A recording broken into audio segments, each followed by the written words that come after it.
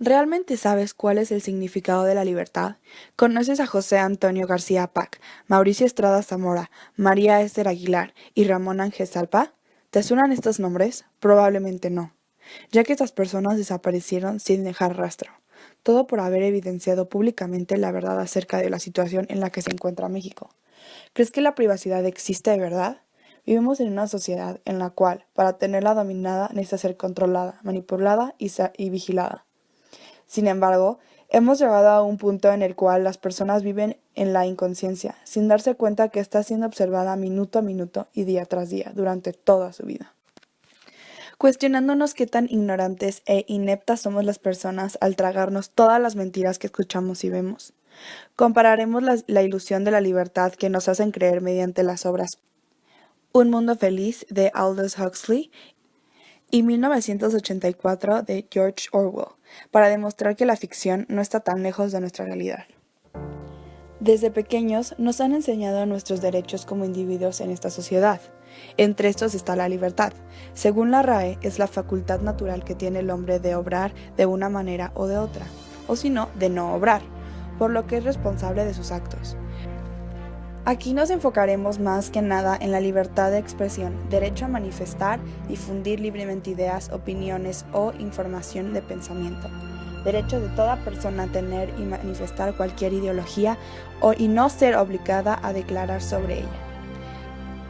Sin embargo, mientras vamos creciendo, el mundo nos va enseñando todo lo contrario, determinando el poder de los gobernantes hacia los individuos, en sí, sin un poco de efecto hacia ellos. Un ejemplo de esto puede ser el famoso caso de María Elizabeth Macías, una mujer que compartió información a través de redes sociales acerca de la inseguridad que se vivía en México, y otras campañas, como movimientos laicos. El 11 de septiembre de 2011 apareció decapitada en la carretera de Nuevo Laredo con un cartel que explicaba la razón de su muerte, debido a la difusión de la información sobre la realidad en México. Ella había sido ejecutada y silenciada. Este no ha sido el único caso, ha habido muchos más, y la cifra de desaparecidos va creciendo día tras día. No solo en México, sino en todo el mundo. Vivamos en un lugar donde realmente no se sabe si la libertad existe o más bien es un ejemplo de una ilusión que nos hacen creer. Pero la pregunta es, ¿hasta qué punto podemos vivir en libertad? O más bien, sobrevivir suponiéndolo.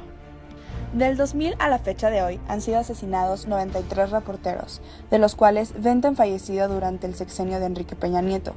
Relacionaremos esta situación con una película que supuestamente es del género comedia, La dictadura perfecta. Sin embargo, como mexicano nos debería dar vergüenza reírnos de esta situación tan deplorable que está viviendo México. Y lo más importante es que nadie está haciendo nada para cambiarlo. Al pensar sobre la libertad de expresión en México, nos vemos forzados a reflexionar en el tiempo en el que este derecho era negado a las personas. Esta película es un claro ejemplo de la forma en que muchos gobiernos y empresas por todo el mundo buscan emplear el sistema de la caja china, manipulando la información deseada y desviando la atención de las audiencias hacia temas escandalosos, con el fin de cubrir aquellos que ponen en riesgo la reputación de funcionario o de la propia institución. Lo cierto es que la dictadura perfecta proyecta una lamentable realidad en la que hemos estado viviendo durante muchos años. La película inicia con un error del presidente de la República al decir que los mexicanos estamos dispuestos a hacer todos los trabajos sucios que ni los negros quieren hacer. Con este suceso inicia la recuperación de la imagen y la popularidad del presidente de la República, con la ayuda de las televisoras de México, para así lograr desviar la atención de los ciudadanos de este gran escándalo, es decir, crear un distractor para contrarrestar dicho alboroto hecho por el presidente. A continuación, la televisora da a conocer en su noticiero estelar un video que involucra al gobernador Carmelo Vargas en crímenes de corrupción y negocios ilícitos. El gobernador, a su vez, preocupado por su futuro político, decide negociar una gran cantidad de dinero con los dueños de la televisora, en un intento de limpiar su imagen, tanto en su estado como en el resto del país, con el propósito de borrar la imagen de corrupto, estafador y ser en vez admirado. Otro claro ejemplo de nuestra libertad de expresión no es más que una ilusión en nuestro país. Es el caso del candidato a la presidencia de la República, Luis Donaldo Colosio. Como es bien sabido, el ex candidato fue asesinado durante su campaña electoral por órdenes de su mismo partido, apuntando directamente a Carlos Salinas de Gortari, quien era el presidente a cargo. La acción que lo condenó a la muerte fue la misma que mató a María Elizabeth Macías: expresarse libremente sin extremar precauciones. La principal diferencia entre este asesinato a la de la periodista fue que el candidato no fue asesinado por narcotraficantes, sino por su mismo Estado. Esto nos lleva a plantearnos la siguiente pregunta: ¿cómo podemos confiar en un gobierno que afirma que somos libres cuando el mismo Estado da órdenes para aniquilar a aquellos que no hacen más que ejercer su libertad? Este no es un caso aislado, es solo un ejemplo de muchísimas ocasiones en las que el mismo Estado asesina a su pueblo por una amenaza a su imagen. Existe un ejemplo muy claro de esto, a pesar de ser ficticio, en el libro de 1984, ya que este trata acerca de una sociedad sin libertad de expresión alguna, en donde la información es modificada para volver intocables llamadas a sus autoridades. A pesar de que esto es un libro y de que las situaciones planteadas son exageradas, mucha gente en nuestra realidad es así. El problema es que nosotros no lo vemos porque estamos cegados por muchas de las mentiras que el gobierno nos dice. No llegamos a entender o asimilar que lo que pasa en los libros, las películas o las series está más cerca de nuestra realidad, e incluso la estamos viviendo día a día por las ilusiones que se nos ponen enfrente. ¿Qué crees que es mejor, una utopía o una sociedad en la que vivimos ahorita?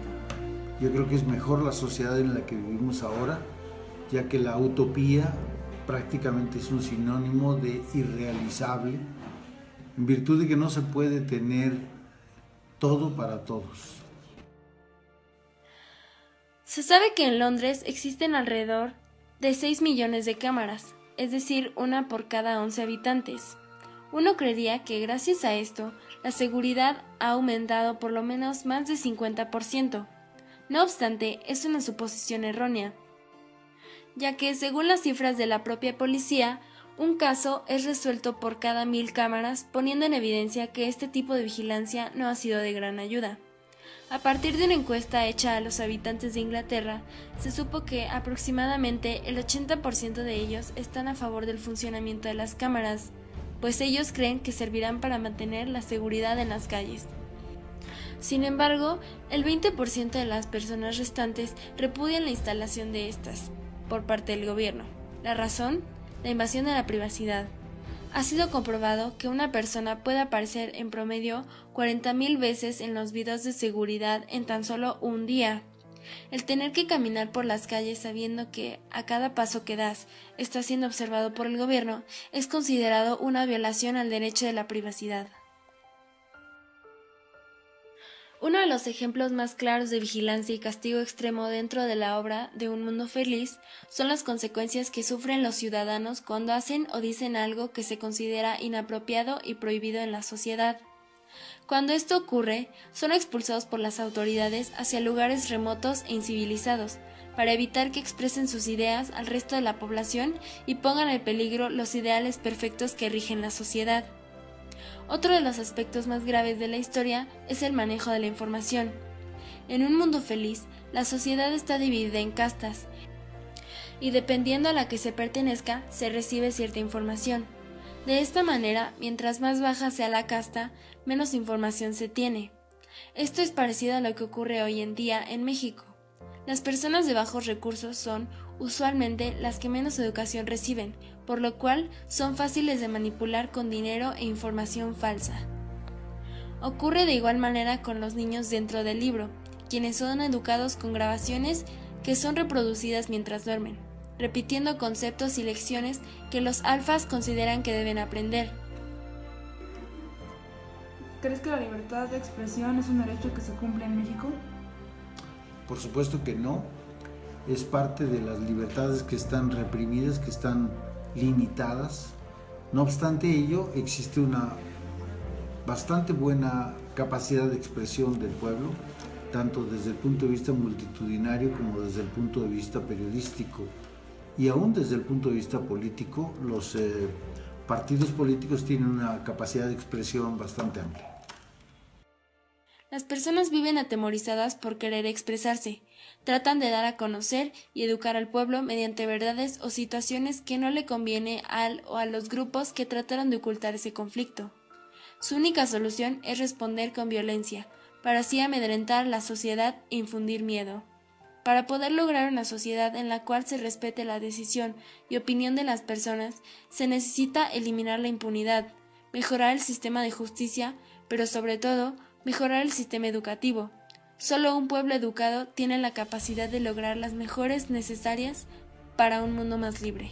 De como todos los problemas que suceden en México, tanto de corrupción y el control y el castigo que nos dan como por decir nuestra opinión. Pues considero que puede haber muchas formas de resolverlos. Sin embargo, yo bajo mi forma de pensar siento que necesitaríamos una forma un poco extrema para para aplacar a todos esos que causan los problemas. No, no creo que el sistema de justicia actual tenga la suficiente eficiencia como para arreglar los problemas que enfrentamos.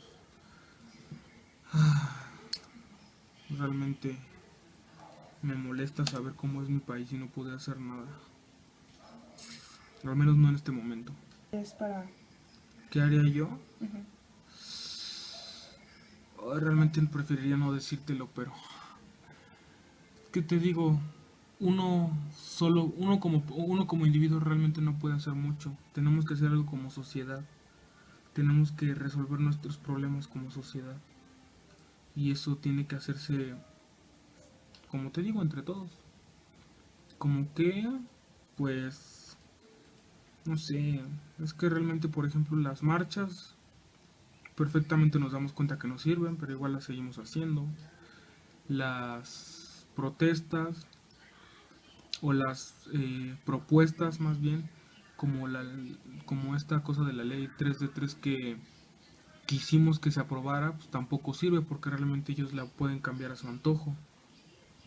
Entonces realmente necesitamos meterles un escarmiento lo suficientemente fuerte para que no quieran volver a hacernos daño, por decirlo de cierto modo.